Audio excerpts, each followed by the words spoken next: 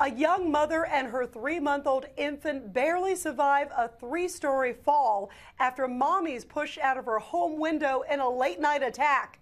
For more on this developing and terrible story, let's go to Michael Aboard. He's a reporter with WOAI Radio. Michael, tell us what happened here.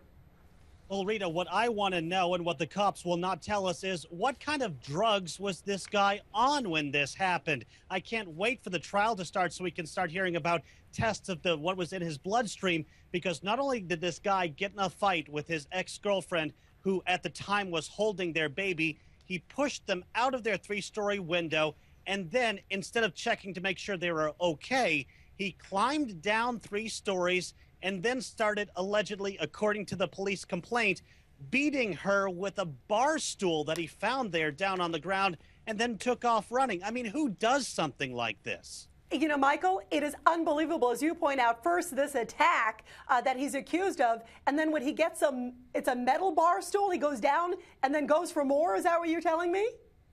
That's right. Most people, when they would see something like this, they would, if this were an accident, they would make sure that the other person was okay.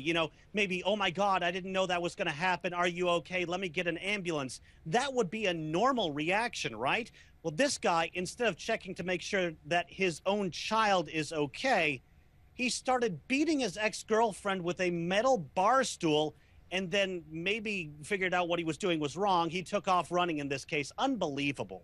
Unbelievable and absolutely shameful. Let's go to Brett Larson, morning anchor with IQ News 106.9. Brett, I want to ask you, when you hear all of this, walk us through sort of the scene where this first initial attack happened. As we just heard, there were 2 attacks, right. and obviously 2 even attacks within the house. But describe this home where the first attack took place. Well, it's just such an unbelievably crazy thing. I mean, they come home. He's hiding out in the apartment, apparently letting himself in with keys that he already had.